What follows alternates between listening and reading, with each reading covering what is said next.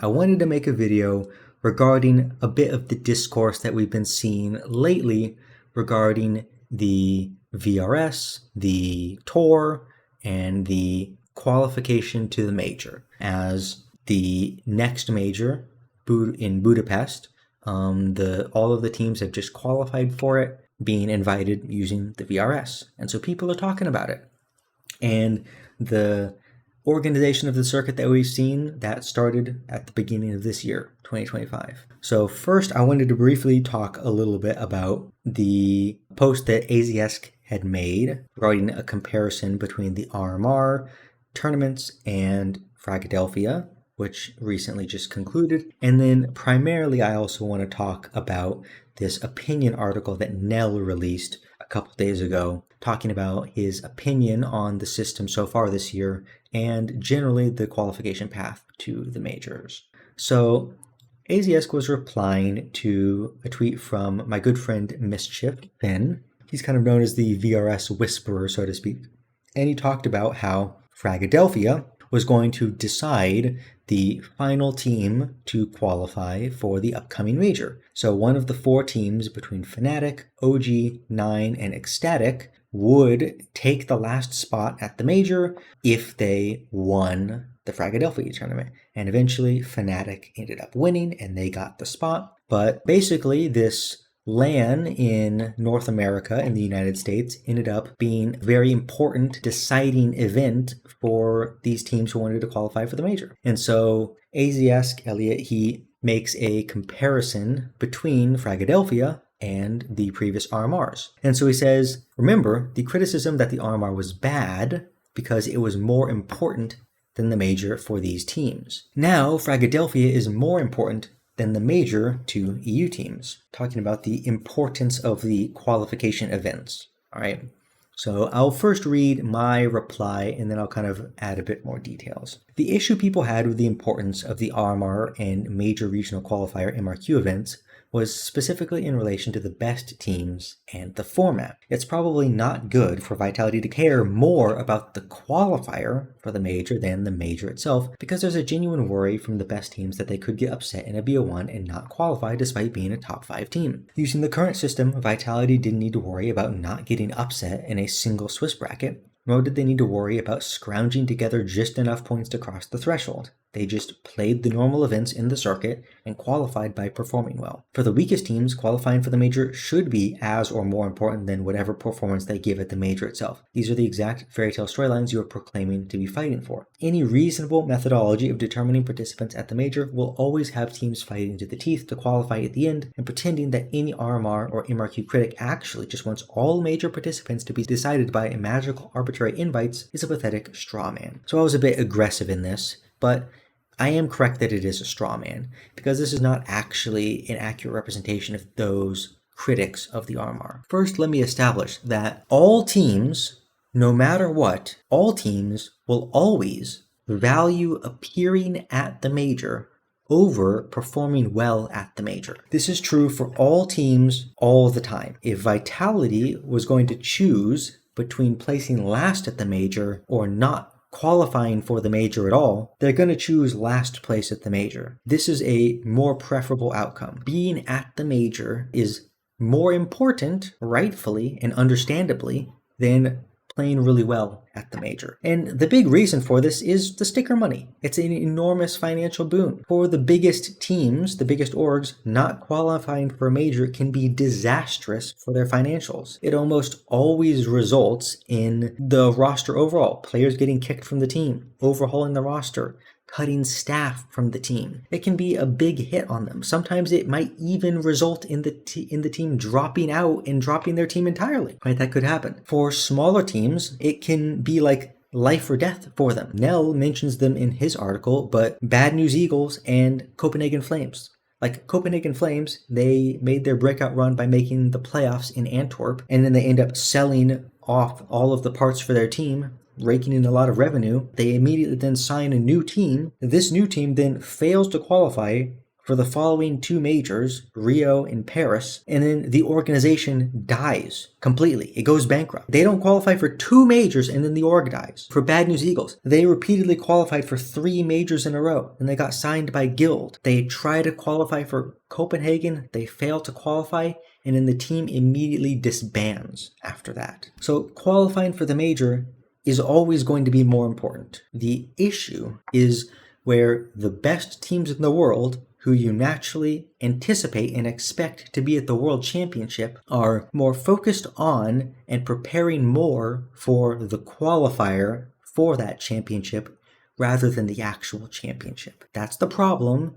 That is a real issue that people have correctly identified. And this VRS system has directly addressed that. Using VRS invites for the major rather than the RMR system means that the best teams are rewarded for being the best teams over the season. You play well throughout the season and you get to be invited to the World Championship. And then now they can focus on playing their best and preparing for that major championship. But there's always going to be teams at the fringes, right? There's always going to be teams at the end. In Europe, there were 16 teams invited to this upcoming major. There's going to be teams ranked 14 to 20 who are all going to be fighting for those last couple of spots. And so the tournaments that are at the end of the cutoff period are going to be very important for those teams who want to pass the threshold and get ranked high enough in order to garner an invite. Like, that's always going to happen. It's not going to just go away unless the invites are just random or arbitrary or by the whims of a random tournament organizer. Like, it's always going to be like this. And so critics of the RMRs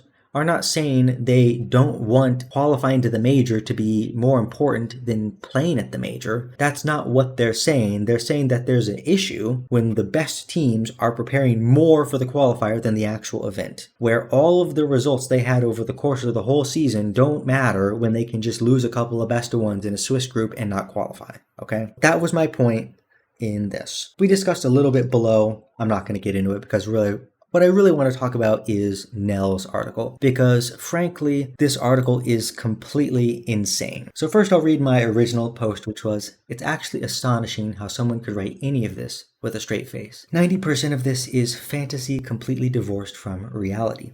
In particular is the amusing revision of history trying to paint the RMR era as clear or simple, as if players, teams, and talent weren't making the same complaints of confusion regarding the rules back then." So I'll get into more details of this, and I was also quite aggressive with this post because I think the things that he says in this article are particularly egregious. And so I just want to emphasize this is not personal against Nell. I often do think he has bad opinions, including this, but again, it's not personal. I'm specifically talking about this particular topic, this particular issue. That's what this is about. This is not a personal attack on Nell. So what I'd like to do is I'm going to read through this, and we're going to kind of go section by section. And I do have some points written here on the side. And I also have some supporting things up above as well. VRS, between the promise of stability and the loss of magic. This Monday, October 6th, marks the end of the first major chapter of the Valve ranking system, VRS. So this is something I didn't actually notice the first couple times I read this, but I did notice this earlier. He says VRS is the Valve ranking system. Just so we're all clear, just for the record, VRS is not Valve ranking system. VRS stands for Valve Regional Standing, okay? It stands for Regional Standings, not ranking system. We're off to a really good start now. The first sentence, we've already got something wrong, okay? Now, this is not a major point of contention, but like, come on, let's at least get the name right. It's the Valve Regional Standings, all right? Thank you. The global ranking freezes today to determine which teams will earn their spot at the next major. It is the perfect time to take a first look at this new model meant to revolutionize the path to Counter-Strike's biggest tournaments. I agree. I do think this is a good time to talk about this. The ESL Blast duopoly and its deals with the top organizations are over. Valve has shaken the scene by introducing its own unified ranking system. From now on, for the majors, this VRS decides who gets to dream. Gone are the RMRs, the endless qualifiers, the decisive matches worth hundreds of thousands of euros, and the out-of-nowhere surprise surprises. In their place stands a system meant to reward consistency and merit over time. On paper, the idea makes sense. In reality, it divides. So I could make a couple of nitpicks about this paragraph, like this VRS decides who gets to dream. It's like, okay, well, everyone can dream, right? This just decides who's going to the major. Okay. The decisive matches worth hundreds of thousands of euros, those still exist. Those haven't gone away. The out-of-nowhere surprises, again, we can still have those. Those are not gone. And then it says, like, system meant to reward consistency and merit over time. In reality, it divides. I don't know how it, like, dividing, I don't know how that contrasts consistency and merit. So I don't really know what his point is there, but regardless. From minors to RMRs, a clear system becomes the standard. For years, the road to the major followed a clear structure. At first, teams were invited based on their results at the previous major, while others fought through local or continental qualifiers. These online qualifiers eventually became offline minors, giving every region, Europe, CIS, the Americas, and Asia, a fair chance to earn representation. I think this is overall pretty true and accurate. During and after the COVID-19 period, Valve replaced this model with the RMR, Regional Major Ranking System, originally meant to identify the best teams across several events. It quickly turned into a single qualifier where favorites and outsiders competed for the same few spots. Counter-Strike has always been an open game where the road to the top is earned on the server. You play, you won, and you got your chance.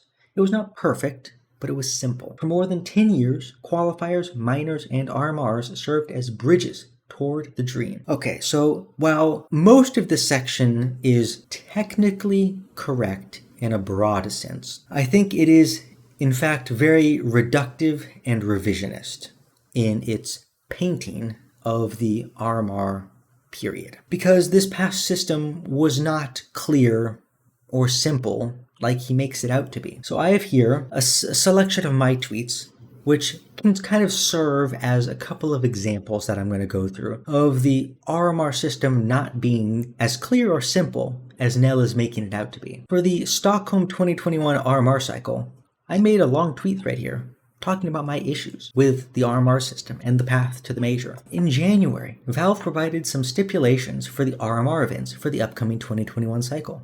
Under my interpretation of two of these rules, they really weren't followed by many of the TOs and events that have taken place so far. The second one is already worded very weirdly, and in my mind could refer to two potential things. The number of RMR invites plus the number of closed qualifier spots must be equal, or X RMR invites plus X over 2 RMR, right? So already, well, this doesn't seem very clear if we're having multiple interpretations of rules. The first option is definitely the more simple one, and seems to be exactly what ESL is doing with IM Fall. CIS shown as an example. However, a lot of the other RMR events during the 2021 cycle did not conform to either interpretation from above. Flashpoint invited 11 teams to their event, the minimum amount for Europe, but only featured 5 additional spots from the qualifier. On the other side, Epic invited 1 team to their OCE event, also the minimum for Oceania, but featured 7 additional spots from qualifiers. Interesting. Both CBCS events and the Epic CIS event add another layer of confusion,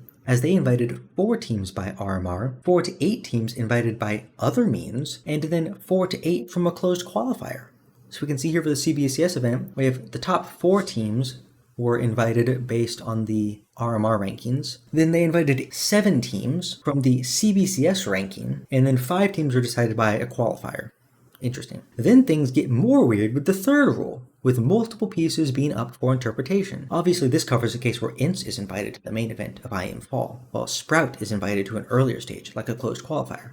The rule says, within the RMR portion of the event, no participating team is invited to a later stage than those invited by RMR. But it does say no team, so could that not include other RMR invited teams? It could also be a way to prevent things like what WePlay did for their Clutch Island event last cycle, to ensure all RMR invites are invites to the same stage of the event. If this is the case, then ESL would be breaking this aspect with IM Fall, as all of their closed qualifiers include invites by RMR. South America shown as an example. You could then raise the question of what constitutes the RMR portion of the event. Is it the portion of the events that rosters are locked? Is it automatically determined based on where teams are invited by RMR? Surely at a base level, it is the portion of the event that is considered when determining the number of spots that award RMR points. I would certainly say that the closed qualifier for CS Summit 6 Europe was part of the RMR portion, as the RMR invites to this stage influenced the total number of spots in the main event that awarded RMR points, 16. So in the situation of IM Fall, Europe, for example, is the main event with 12 RMR invites being declared as the RMR portion, and that the closed qualifier is not a part of that,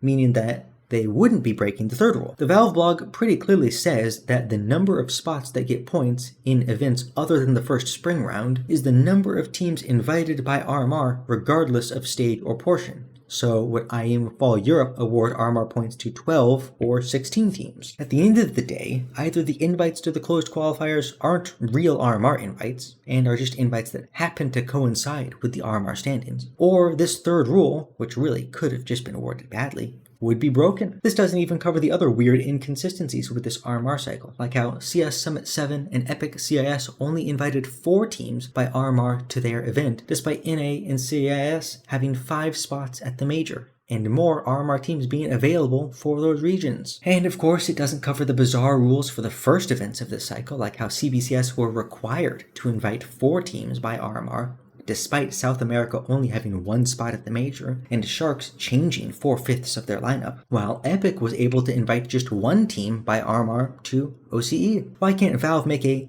clear set of rules? And setting aside posting it to the public, at least clearly communicate them to the tournament organizers they choose to run their events.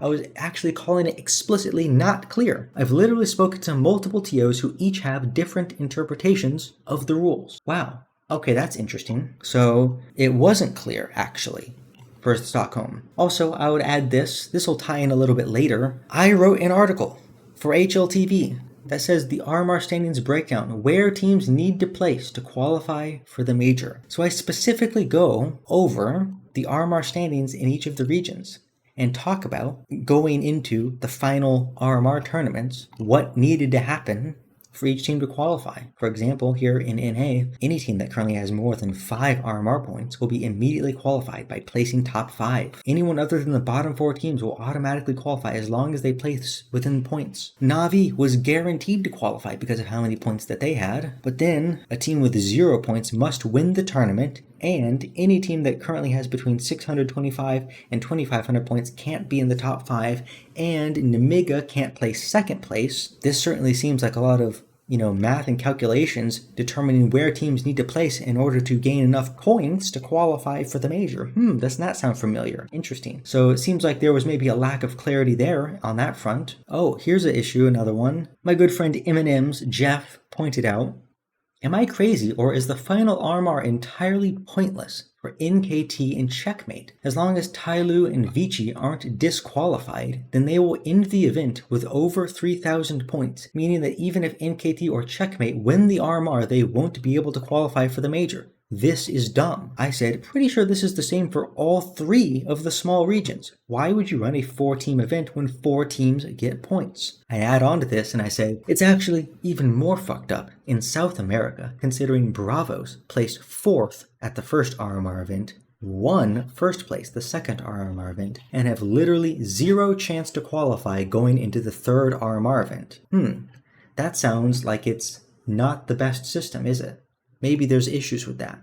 I don't know. Does it count as clear or simple? Here we go. Our friend Yanko is offering up criticism of the RMRs.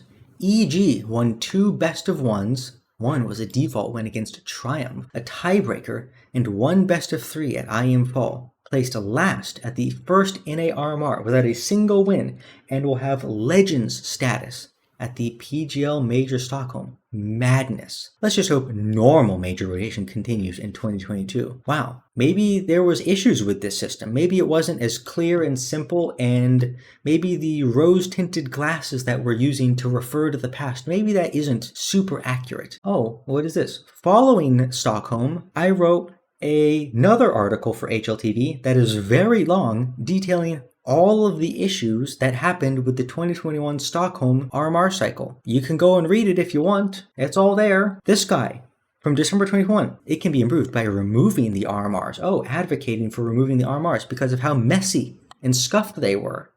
Wow, there was issues with this. Oh, Ahead of the Antwerp RMRs, people were complaining about the group balance and seeding of the Europe RMR. Oh, and I was commenting about that. Oh, okay. Here we have, for again, the Antwerp RMRs, the owner of Furia, Jamie Padua, due to the Buckholes rule. The RMR won't have a decider match to define which team will get the Legends spot, only one slot for Americas. Also, 2-3-2 teams will not make it through the major based on the teams they played before. We should raise attention on this. If we look to European RMR A, 1-3-1 team will get the Legends spot, while the other two will get the Challenger spot. On European RMR B, 1-3-1 team from 3 will get the Legends spot, and 1-3-2 team from 3 will get eliminated. The Buckholes rule offers more points for teams that beat better competitors. I know that it's part of the rule, but a team with a higher seed has a disadvantage in this scenario because they don't have the option to choose their opponents. PGL said they don't want to touch on this, but this could harm the fairness of the tournament. Therefore, I am asking for a decider best of 3 between both 3-0 teams, 3-1 teams, 3-2 teams if necessary. This way we will have the fairest possible outcome in any scenario. They are doing a good job in several ways, but now I hope they could hear the community to find the best solution overall. And to be completely honest, together with other teams, we tried to solve this internally before going public today. And then in agreement, the former manager for Complexity, he was the manager at this time, Messioso, he says, needless to say, Complexity agrees with this 100% and has raised it upon deaf ears with the organizers. It's absurd to us that top 16 versus top 24 at the major is decided essentially randomly, especially with awful seeding. And then for 3 tied teams and only 1 goes to the major? Wow. So you're telling me that the RMR system wasn't super amazing. There was actually a lot of really big issues with it.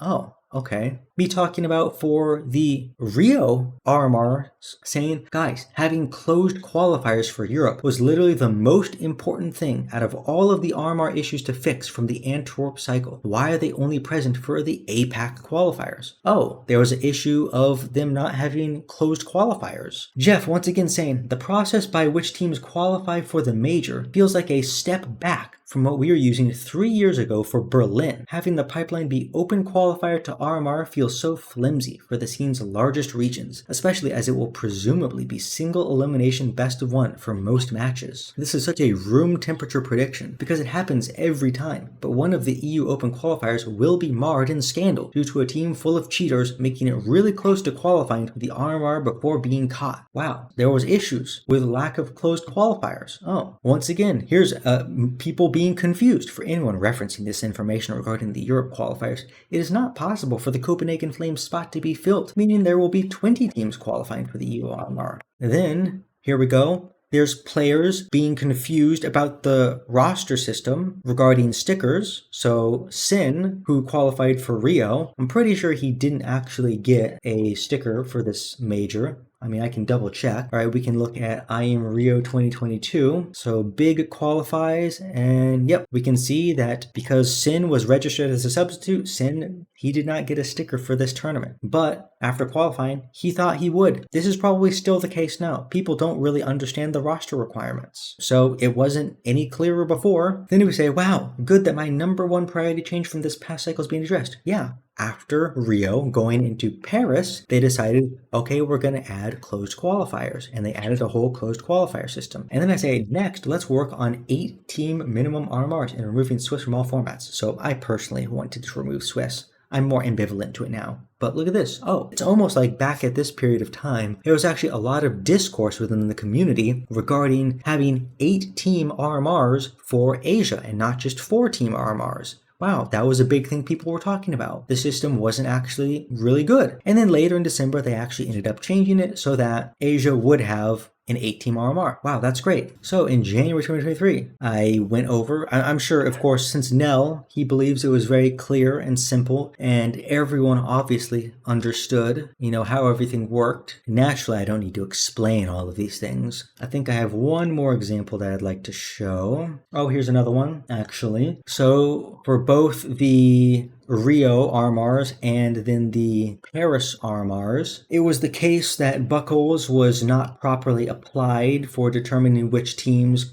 got legend spots versus not legend spots. They ended up locking in Buckholes scores before round 5 of Swiss ended up completing. Again, this was something that was not clearly communicated, so it wasn't clear. It was very scuffed. And I'll also go down to here. All right here. We'll look at this one. Here's another note, more players being confused about substitute rules. All right. Here we have, since it's so clear and obvious to Nell, I shouldn't have to explain this to him, but maybe if anyone else who maybe didn't understand this, or, the way that the number of spots you had at the major determined how many teams were going to be at the RMR, and this would also determine what your format would be for the RMR. So for Copenhagen, Europe had 17 spots, 7 of which were elimination stage and 10 of which for opening stage. 17 teams qualifying meant that you would have 2 16-team Swiss groups, 32 teams total. 8 teams from both of those would qualify through the Swiss group, and then 1 more team would qualify from the decider bracket. And then 11 of the teams at the RMRs themselves would be filled with teams from the previous major, and 21 of them would come from the closed qualifier. And then 21 teams being from the closed qualifier would then determine what the format would be for the closed qualifier, which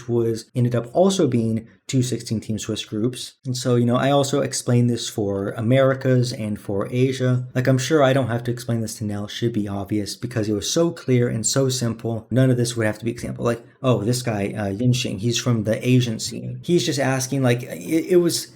obviously it's a problem of him. It's not, he's being confused about there being 8 spots in the Asia RMR and asking about China having 2 slots in that. Maybe it was clear, he just didn't see it clearly. I think that suffices, but this is revisionist history. People were constantly complaining. There was constantly discourse about clarity and the fairness and, frankly, the simplicity of the RMRs. It wasn't, you can't look in rose-tinted glasses at the past and be like, it was actually so good back then when we had the RMRs. It's so much worse now. Already we're off to a really bad start. So let's continue. From fairy tales to spreadsheets. One of Counter-Strike's greatest charms has always been the possibility of a miracle. The story of an underdog who comes from nowhere to challenge the giants. From the Brazilian grind of Luminosity in 2014 to 2015 to Gambit's shock run in Krakow 2017. From Quantum Bellator Fire's top 8 in Boston to Ince's and Avantgarde's major finals in 2019. These runs shaped the mythology of the game. The RMR era continued that magic, allowing unexpected rosters to shine. Bad News Eagles, IHC, later the Mongols, and Copenhagen Flames. Others surprised too, like Ecstatic, Denmark's lone representative at the PGL Major Copenhagen, or Into the Breach, Monty, Gamer Legion, and Apex, who created the wildest playoffs ever seen in Paris 2023. On the other side, big names fell. G2 missing IEM Rio, Astralis skipping 5 majors in a row, NIP and Fnatic slowly disappearing from the scene. These stories, both inspiring and heartbreaking, built the soul of the game. With the VRS, such stories are now almost impossible. By demanding consistent results in sanctioned tournaments, Valve naturally favors the already established, the wealthy, the visible, the invited. Tier 2 and 3 teams find themselves locked out before they can even begin. The gap widens, the circle closes, and the dream becomes a statistic. So I have many things to talk about here. So first, I have a couple nitpicks about this first paragraph, okay? When we're bringing up Luminosity, the Brazilians, I would add they were only signed by Luminosity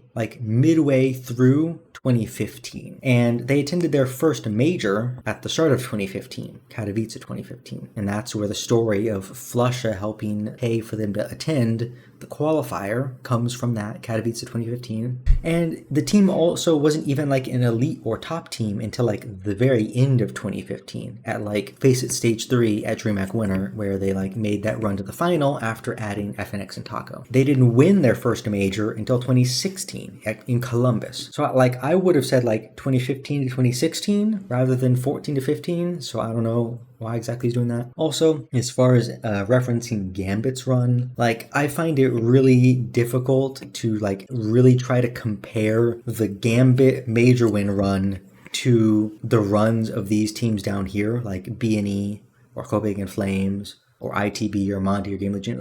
Gambit's run is not really the same as those runs. Like they aren't that comparable. Like Gambit was a very well established team at this time. I believe they were ranked 15 going into the event on HLTV, which yeah, you can say that's kind of low, but they literally made top 8 at the major before that at Columbus, and they had literally won multiple Tier 2 LAN events going into this major. They won DreamHack Winter. They won DreamHack Austin, I believe. They placed highly at many LAN events before this. Like, they were a very well-established team. They were full of a lot of veteran players. We can say that it was like a big surprise and an upset for them to win this tournament. Like, Krakow was like SK's major to lose. But again, Gambit winning that event, it's not really the same as Into the Breach making playoffs in Paris. These aren't really the same thing that we're talking about, okay? Now, I would also add, this is not really a nitpick anymore, but when we cite examples like Quantum Bellator Fire making top 8 at Boston, when we're citing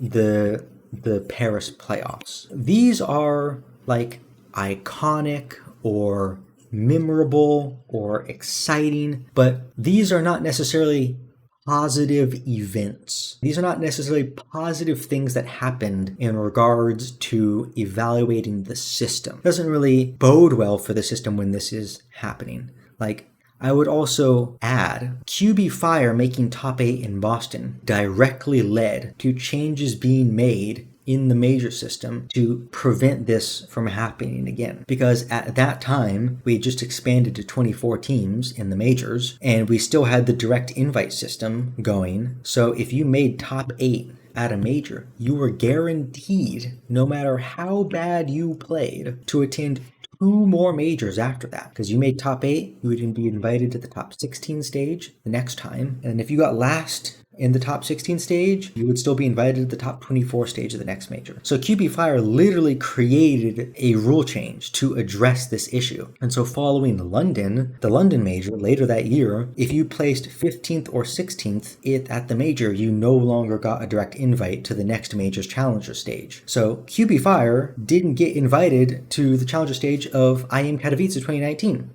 And instead, those 2 slots were filled by a 3rd place decider between the 4 minors. And so INTZ from South America and Vici from Asia ended up taking those last 2 slots through the decider. We can say QB Fire was like an iconic moment when they made top 8. But again, the only player from this team that is at all relevant in the past, what has it been, 8 years since this happened, has been Boomich. And it directly led to us making changes to address the problems with the system that QB Fire exposed. QB Fire exposed issues with the system. And I think in a similar vein, ITB, Monty, Gamer Legion, and Apex all making playoffs in Paris also kind of exposed issues with that system that have now led to changes being made. It's not to discredit those achievements. It's not to say that they didn't deserve what they did and what they achieved and what they got. Like, they do, but we need to look at these things and understand these can be markers of the system breaking down. Okay, because like, again, I also want to add on, like, if we look at these 4 teams, we're saying we're going to put these as like bastions of our system. These lower tier teams, they made it. They defied the odds and they made the playoffs in Paris. But if we actually look at, well, where are these teams and players now? If we're looking at these 4 orgs, Into the Breach, they don't have a team anymore. They're out of the scene. Monty, they also don't have a team anymore. Oh, you know what? Never mind. They do have a team. They're just not relevant. Monty has a bad team. Gamer Legion still has a team. They have struggled to stay within the major cutoff. They missed 1 or 2 majors there. They are at this one though. Gamer Legion is stuck around. Apex, they don't have a team anymore. Apex lost their team. So it's like, all right, the orgs, it's not like they ascended to be big orgs. Right? Only Gamer Legion has actually remained in the major since. But then we look at the players. Right? Into the Breach, Thomas, not an active player. Cypher, he hasn't evolved into becoming a top player. He only barely qualified to this major with Fnatic. Rollin, he's not an active player. Volt is he even an active player? Okay, he's on 500, who didn't qualify. Crucial is not an active player. Waro 2K, he is not an active player. Boros is currently not an active player. Dimka is not an active player currently. Krasnal is not an active player at the moment. Sum Dayung, he is an active player on INS. Didn't qualify for the major though. They didn't qualify there. Oh, Gamer Legion. Oh, Ema. Well, he got the move up to Navi. Made it to Navi. He won a major with Na'Vi. He's still on Na'Vi. Na'Vi are at the major. All right. Imma, that's a success story. Isaac, he's on Metasport, okay? He's on a worse team and they didn't qualify for the major. Accord, he's on Ecstatic, a worse team that did not qualify for the major. All right, Shuhei, all right, there's number two success story, Shuhei. He ended up joining Maus and they was very successful with Maus. Now he's on Liquid, and now they're at the major. All right, that's pretty good. That's a success story. Right, Chaos. He's on Kono ECF. He's on a worse team that didn't qualify for the major. Knock. All right, he's not an active player right now. He was on Bleed and then Fnatic and BC Game. He didn't ascend to be top level after Apex. Okay. Jacob, likewise, not an active player. Was last on BC Game. Didn't have a lot of success with that.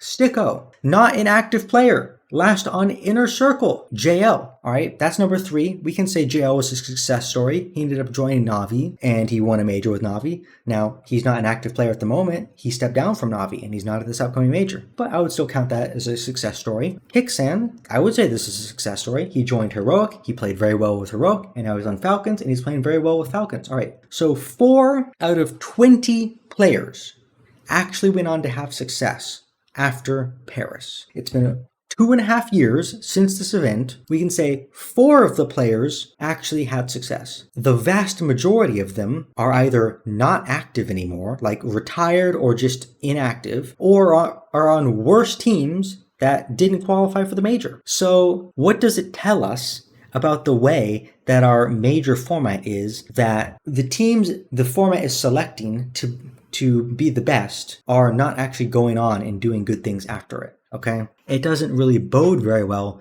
for the system. And in this last part, these stories, both inspiring and heartbreaking, built the soul of the game. Now, I don't agree with this at all. I would say the soul of Counter-Strike is built by stories like early days NIP, Virtus Pro's story of going up and down over the years, the Fnatic era, the Brazilian era, the rise of Astralis to win in 2017, and then the Astralis era starting in 2019, and then Astralis's fall that happened later on because of their management and all that stuff. I would say these are much more integral components of the soul of Counter-Strike than Into the Breach making the playoffs in Paris. 5 years from now, what are we going to remember more? The Astralis winning 3 majors in a row, or Into the Breach making the playoffs in Paris? And you can't even name all 5 players that were on Into the Breach for that major. Which one are you going to remember more? We can say that having exciting stories like Bad News Eagles and Copenhagen Flames, and we can even include the likes of Gamer Legion and Apex, we can say that these exciting and inspiring stories are absolutely part of the soul of the game. But you're saying they built the soul of the game? No. They're a component of it, sure, but I would say other things absolutely built this much more than these runs, okay? So then for this final paragraph, this sentence here, the second sentence of this paragraph, this is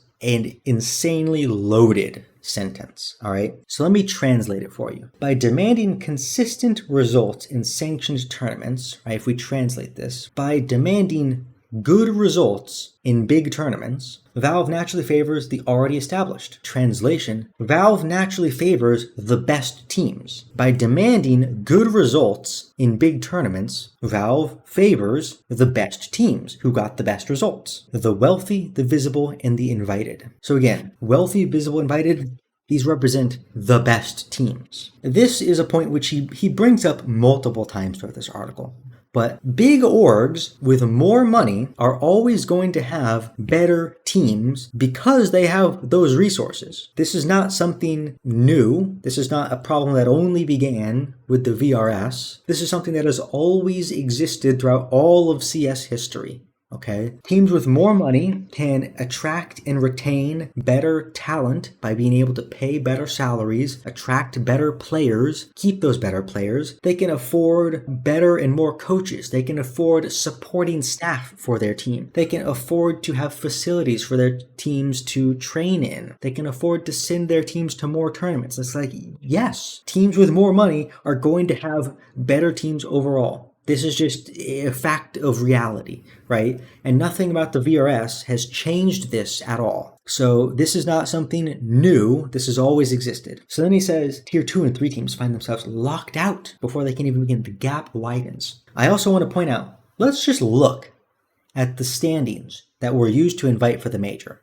All right here. These are the standings for Europe that were used to invite 16 European teams to the major. So we can see these teams starting at Vitality and Fnatic. These are the European teams that got invited to the major. But let's just go down here a little bit. We're talking about the big orgs have all of the power now to just monopolize being the best. And all of the small orgs that don't have as much money just have no chance, no hope to break in at all. So we're saying like, oh, 3D Max, not a very big organization, is ranked above Liquid, FaZe, NIP, Fnatic, Virtus Pro, BetBoom, OG, Heroic Ints. Some of these orgs are some of the biggest orgs in the world. Liquid, FaZe, Virtus Pro. Heroic is a pretty big org. BetBoom has a lot of resources. Paravision, I'm pretty sure, has a good amount of resources. These are big orgs that have a lot of money, and yet they're ranked below the likes of 3D Max, below the likes of Gamer Legion, below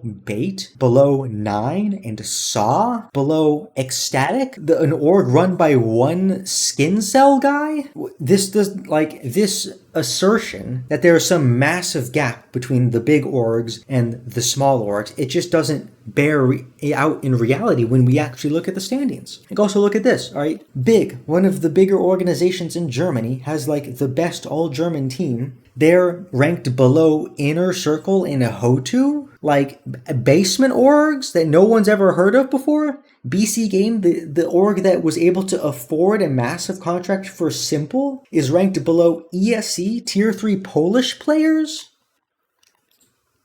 Like, this doesn't match with reality. Now also, I'll also add here, like, he talks about the gap widening. Let's just look at this. From NIP, who are ranked 13, 10 spots down to Heroic, ranked 23. Right, this span of 10 ranking slots here. There is less than 100 points differentiating these 10 teams. Less than 100 points separates them. The idea that all of these teams, a mix of the biggest orgs and also basement orgs, that they're all together competing for these 10 spots, many of which offer spots at the major. This does not reflect any kind of actual, like, gap between big orgs and small orgs. Like, it's just not observable in the ranking. So I don't know where this narrative is being invented, but it doesn't actually bear out in reality. Okay? So let's move on to the next section. The VRS, a solution to a problem Valve never solved. With the VRS,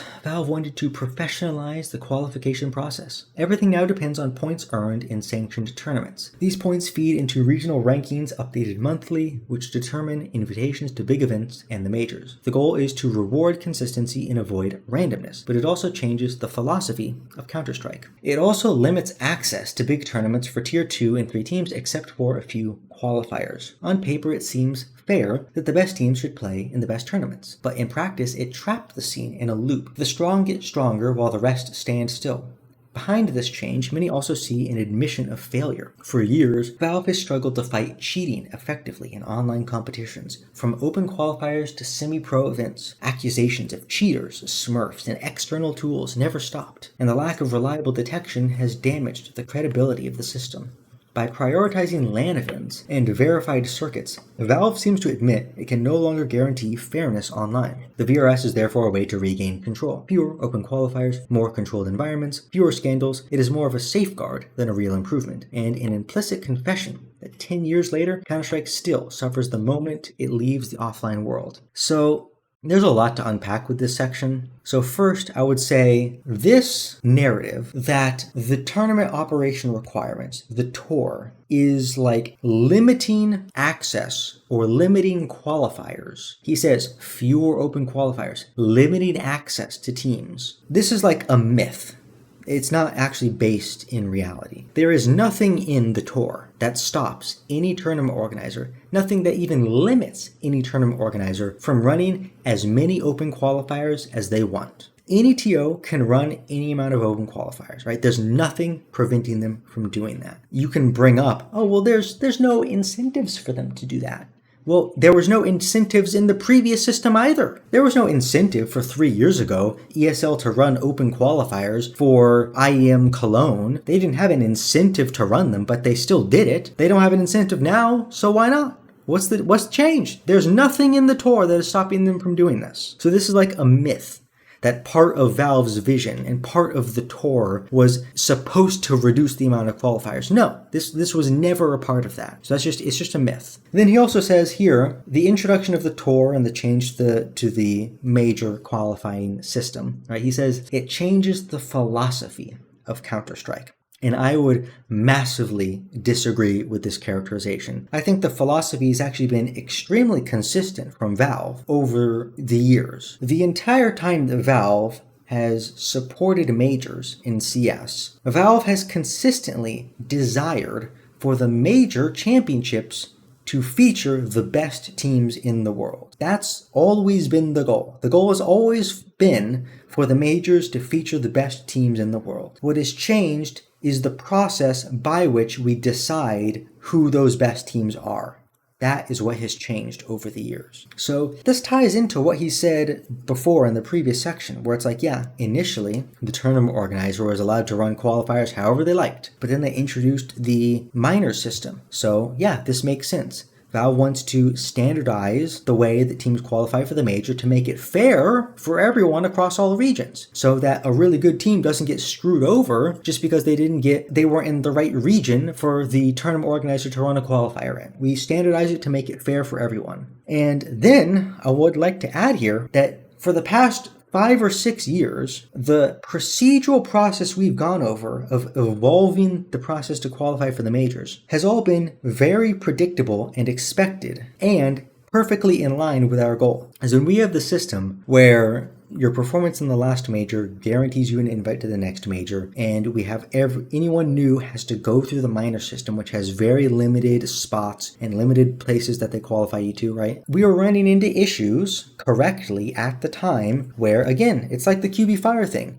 Oh, you play really well and you make it to the playoffs of one event. Now you're guaranteed access to the next 2 majors, even if you literally sandbag and lose every single game. It doesn't matter. You don't even have to play any other tournaments. You just have to show up and you're guaranteed 2 more majors just because you made the playoffs one time. Valve were like, okay, well, we want to modify this system to better reflect accessing and getting the best teams in the world at the time, because we want our major tournaments to feature the best teams. And so from the very beginning, when they introduced the first version of the RMRs, from the very beginning, the goal was always to tap into what they were doing in Dota, the Dota Pro Circuit, the DPC. The idea that we're going to measure the strength of teams over the course of the season to see who the best teams are by seeing their results in tournaments, and then inviting the best teams based on the season results to the major. The purpose of the qualification process for the major is to identify who the best teams in the world are, because the goal is always to have the best teams in the world at the major. The difference is just how we get there. So the vision has always been, for the last 5 years, to move towards a system where we're measuring team performance over the course of the season, and then we issue invites to who the best teams are. This is not different.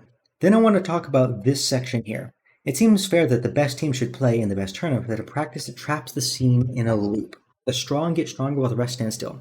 Again, this is once again presented as something new that has been introduced because of the VRS and the system of qualification, of using a ranking to determine invites, and performance informs the ranking. This is once again, it's portrayed as something new, but this is the exact same type of criticism that was levied against HLTV years ago.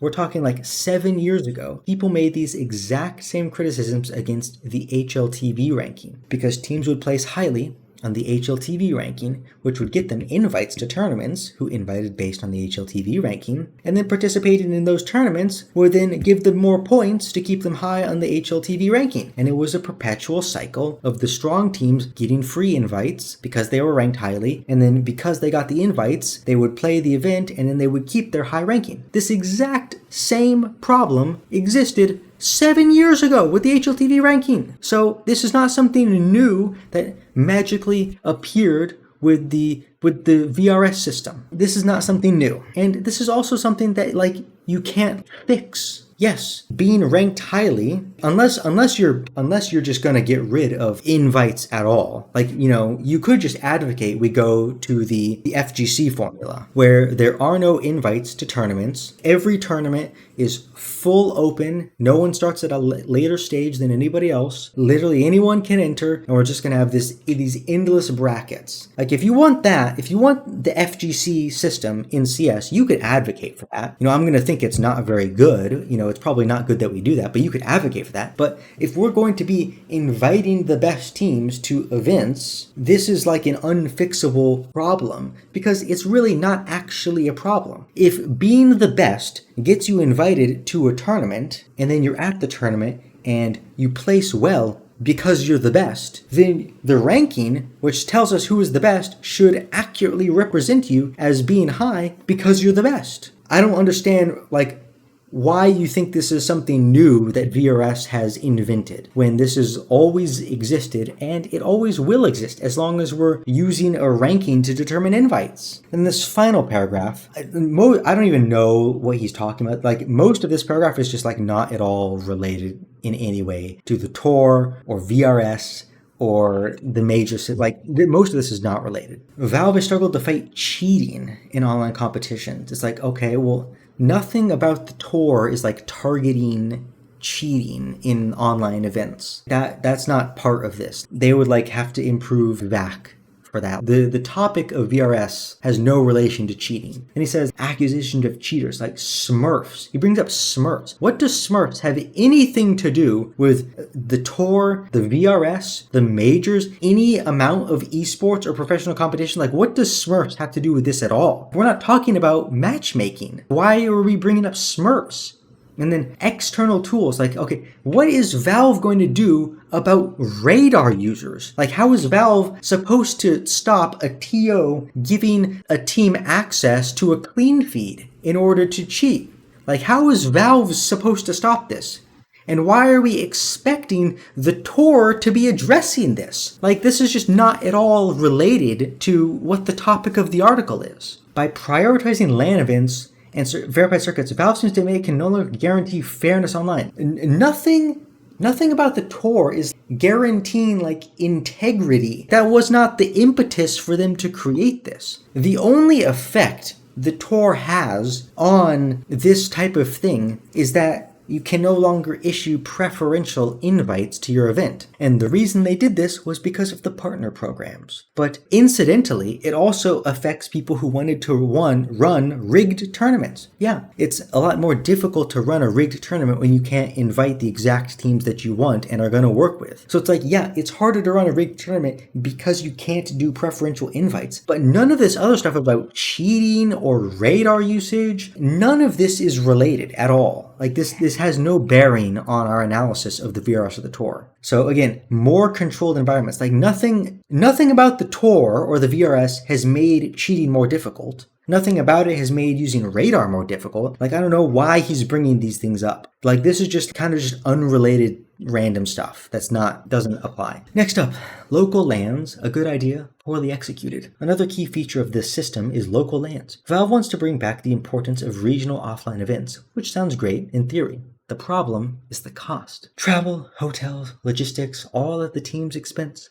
And for what? VRS points. Big names can afford to attend multiple events, but smaller teams cannot. Valve wanted to promote offline play, but instead made it less accessible for those who need it most. As always in CS, some have already found a way to profit, reselling slots for certain tournaments. These LANs also introduce a clear bias. A team based in an active region can easily collect points, while one in isolation cannot. Even worse, some tournaments are reserved for local representatives, giving away VRS points to certain regions in events closed to their rivals. When the goal is to qualify the best in the world, proximity and nationality should not matter. Only skill should. So to start off with this first paragraph, once again, the implication is that we're identifying a problem that has either been created by or been exacerbated by the VRS. But the problem is the cost. Travel, hotels, logistics, right? Travel has not become more expensive because of VRS. Hotels has not become more expensive because of VRS. Logistics have not become more expensive because of VRS. All of this cost is the exact same as it was before. This is a problem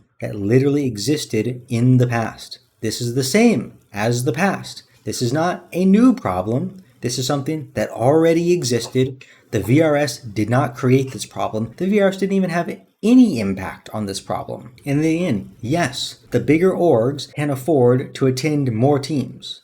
Yes, this is the exact same as it has been in the past. Nothing has changed about this. This is not a new problem. This is literally the same problem as in the past. I don't know why we're bringing this up as problems of the VRS. No, this is a problem of competition. If you want to even call it a problem at all, it's probably something that's unfixable. As long as you allow big organizations that make more money to sponsor teams and to invest more in their teams, as long as that exists, this problem is always going to exist. It's not if we just have the RMR system, suddenly this is not a problem. No, it's still a problem. It even says explicitly, Valve have somehow made it less accessible for small teams to attend LANs. In what way has the VRS or the Tour made it more difficult than before for small teams to attend LANs? Nothing about the cost has gone up for any of these teams. It doesn't cost more to attend LANs than it did before. How is it less accessible? Nothing has changed in this front. So I don't know,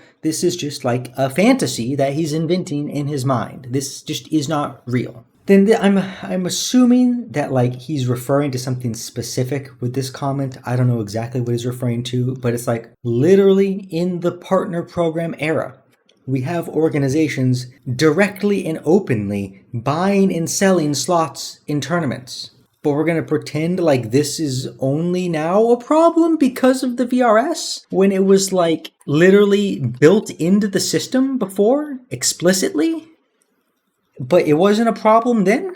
Then he talks about this. So this is approaching something that you could actually call an issue with VRS. There is criticism to be had in here, and there is room for improvement here. But the way he's gone about wording this and framing this makes it, once again, ridiculous. A team based in an active region can easily collect points while one in isolation cannot. First of all, again, this has always been a problem, forever, and will always remain a problem. This is, once again, an unfixable issue. Do we not remember for the last couple of years the discourse regarding North American Counter-Strike and how it was way more difficult for teams from North America to improve and get better because all of the best teams are in Europe and there's so many more tournaments in Europe? Yes, a tier 3 team in Europe is going to have better opportunities and is going to be able to improve better than other regions because they have access to better practice. They can practice against the best teams in the world more regularly. They have more tournaments to participate in. They're going to get more LAN experience. Yes, teams from Europe have an advantage over teams from other regions. This has always been the case, and this always will be the case as long as all the regions are not equivalent, which they aren't, and there's no indication that they're going to be equal in the future. There's always going to be an imbalance between regions, and certain regions are going to have more resources available to them. Yes, this is just reality, okay? We also add here, team based in an active region can easily collect points, all right? This only becomes an issue with the VRS when we're inviting from the global standings. So if we're inviting from the global standings, yes, this could become an issue because it might weigh more heavily towards one region. But let's just be clear, for the major, we invite using regional standings. Regional standings are used to invite for the major. So for the major, and for any event that uses regional standings, the regions are not competing against each other for points. They're competing against themselves. A team from Oceania, FlyQuest for example, they don't have to compete against European teams to qualify for the major. They just have to beat other teams in the Asia Pacific region, okay? Because the standings are regional. Then, this second point kind of acts like it undermining the first point, where it's like, oh yeah, the regions are not balanced, so if we invite using global rankings, then it's going to be a bit skewed and not fair. It's like, okay, if we're using the global rankings to invite, that makes sense. But then he's like, yeah, but even worse than that is when we invite using the regional standings only. It's like, well, wait a second. If we're inviting using the regional standings, then the regions aren't competing against each other. So what's the problem? And again, he also says giving away VRS points. It's like, okay, well, it's not like there's a limited number of points and you're stealing points away from another region. It's like, if I have 5 tournaments and a team places second in all 5 of these tournaments, if I add a 6th tournament and this team places second again, my opinion of this team is not going to be like changing significantly. The more events you add, the less each individual event means something. Like there's diminishing returns. It's not like Europe just has like 10 extra events, so all of the European teams have 10 times the points. Like that's not how that works. The framing on this is just very not correct. And also to reiterate, there is room for improvement in this area. There is criticism to be had, but not when it's framed like this, okay? Next up, the excitement of confusion. Not everything is negative.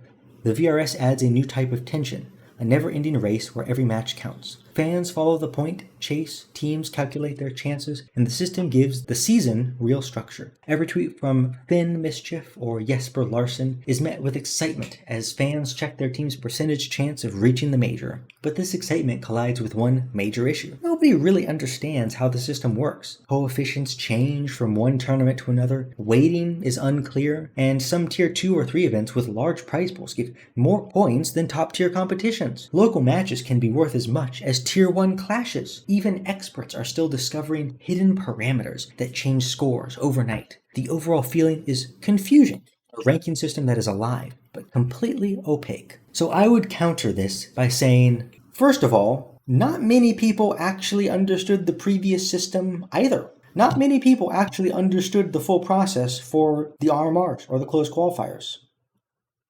So you can say you don't understand it now, but there was clearly a lot of confusion in the past about the system as well. Secondly, you don't need to know all these details. Like you don't need to know all of this. It's a ranking, okay?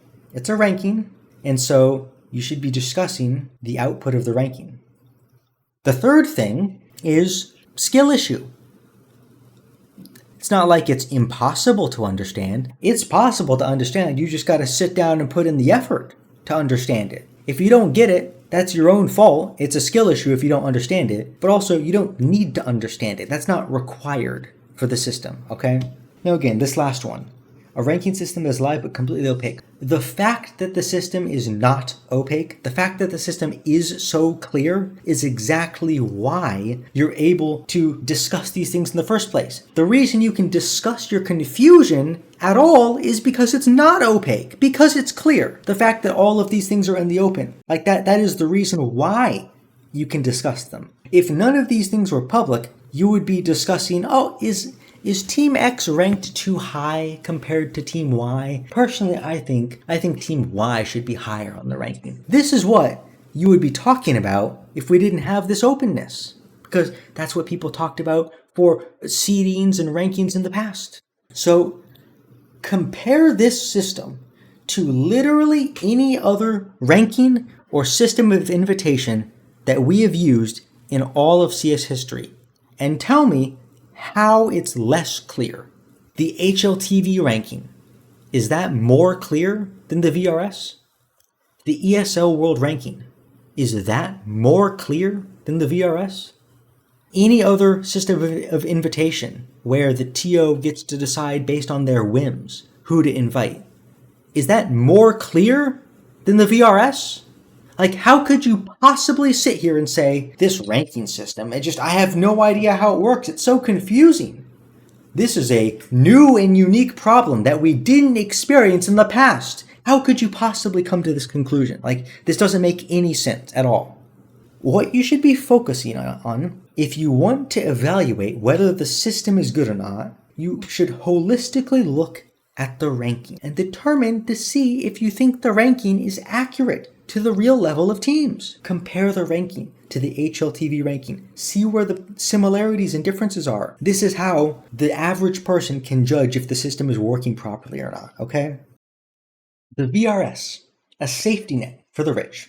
For big organizations, however, the VRS is a blessing.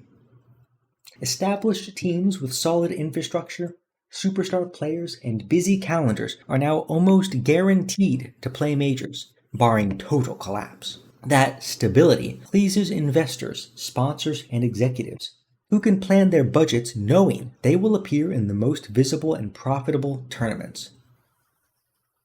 It brings a level of financial security the previous, more random system never did.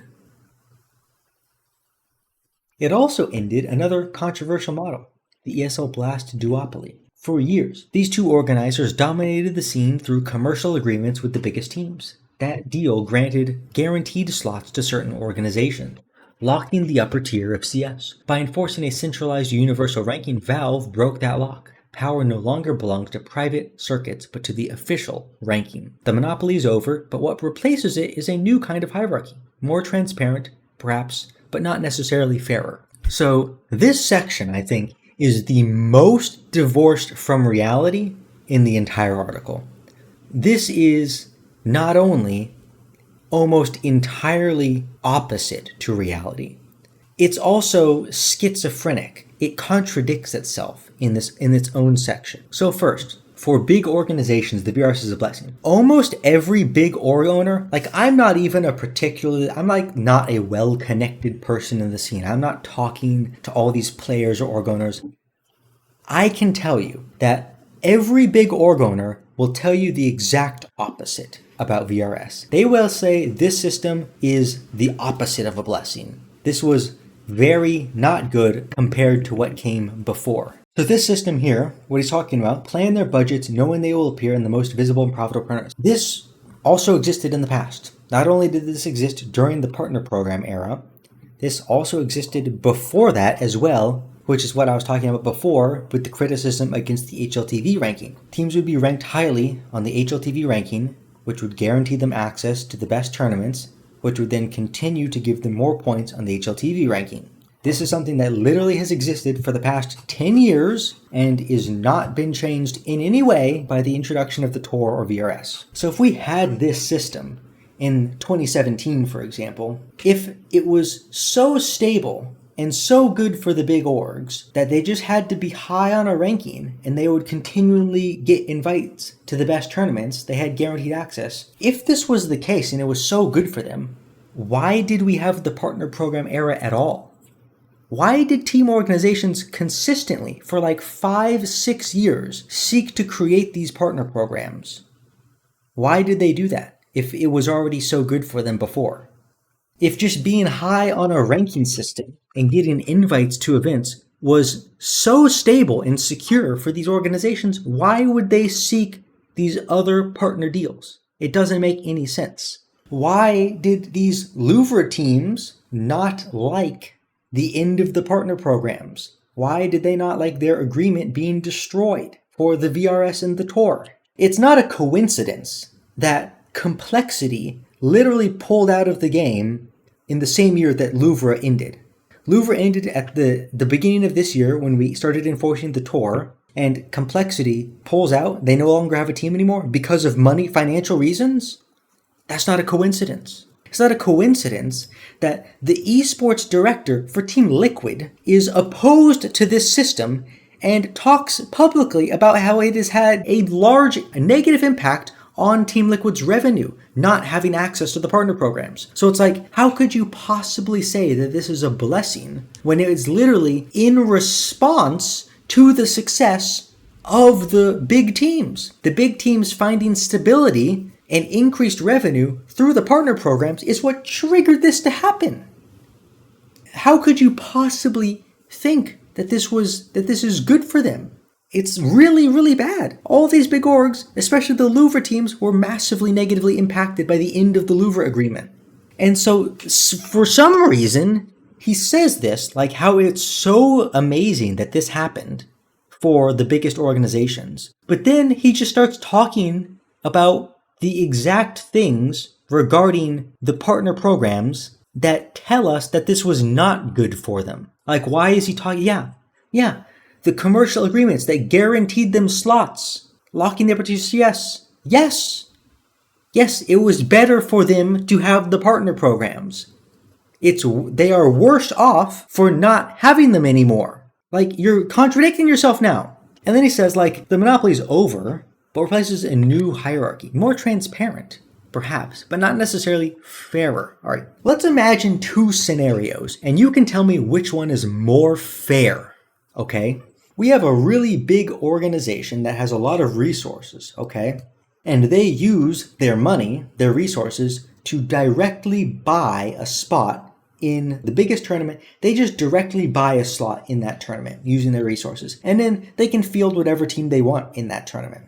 So they directly buy access to the tournament by paying the tournament organizer, and they get to field whatever team they want, okay?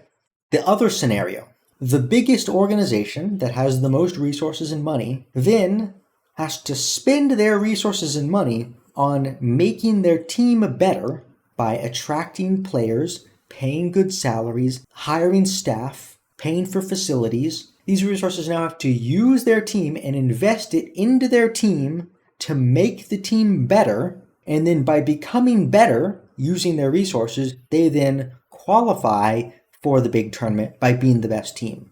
Which one is more fair to you? Directly buying access by just paying money to the TO, or actually investing your money into the team you're sponsoring and making the team better? Which one is more fair in your mind? Like, oh my God. A model that still needs work. As always with Valve, changes come first and explanations come later. The VRS feels like a live crash test, a prototype deployed directly into the pro scene, just to see what holds and what breaks. And as always, fixes will come gradually. A rule adjusted here, a coefficient tweaked there, a small update that changes everything overnight. Counter-Strike has always evolved through trial and error, sometimes painfully, but the community has always stuck around. That remains its greatest strength. The question now is whether these adjustments will be enough to bring back the dream. The major cannot become a privilege reserved for the elite. Counter-Strike was built on passion and impossibility, on 5 players with no money who believed they could beat the world. That ideal feels distant today. The VRS is neither a failure nor a success. It modernizes, structures, and brings order. Behind the numbers, the game loses a bit of its soul. Counter-Strike has always been about human stories, impossible runs, underdogs, legendary clutch moments, unknown players rising from nowhere. Today, the road to the major looks more like a spreadsheet than a dream. The big teams have stability, the investors have security, but the fans are still searching for the magic. Valve has regained control, but somewhere along the way, it may have let the dream slip away. So I would add a couple of things at the end here. One, I would not say this. I would say generally, Valve explained things at the same time they changed things. It's just that when things get changed, can be unexpected or seemingly random and out of the blue. But when they make a change, they put out a blog post and they explain their reasoning. So the explanation generally comes at the same time as the change. It's just that the change kind of comes out of nowhere. And next, I would say, like, again, cannot become more privileged reserved for the elite. It is not more that than it was in the past. Nothing about the Tour or the VRS has made this more the case than it was previously, okay? The big teams have always had an advantage because they have more resources. That has not changed. Also here, things like, human stories, impossible runs. Like, yeah, impossible runs are still possible. Like, the Huns are at the Budapest Major. If the Huns makes the playoffs, that would be like a massive fairy tale Cinderella impossible run. That would be impressive. Like, they can still exist. Underdogs, once again, same thing. Legendary clutch moments. Like, I don't know about you, like legendary, these usually come from the best players in the best teams. So I don't know what this has to do with like making sure tier 3 teams can qualify and then unknown players rising from nowhere. You do realize this year, Kyosuke went from Spirit Academy to join Falcons. Kyosuke is an unknown player rising from nowhere. That is still happening right now. Kyosuke is like the example of that. And again, I already talked about it. Big teams have stability, investors have security. This is not true. If I'm to kind of reframe, okay, having access, the 5 players with no money who believe they could beat the world, allowing any 5 people to come together and qualify for the major, allowing that as a possibility is good. It's good for qualification to be open. This is part of why I think it's probably good to have a couple slots open for open qualifiers. I think that's probably good. Not an open qualifier directly to the major, but to some sort of some kind of qualifier tournament or a closed qualifier or whatever. Having it be accessible and possible is good, but subsidizing that is probably not good. Okay? We want it to be possible for new teams and players to rise through the ranks, and this is something that is possible.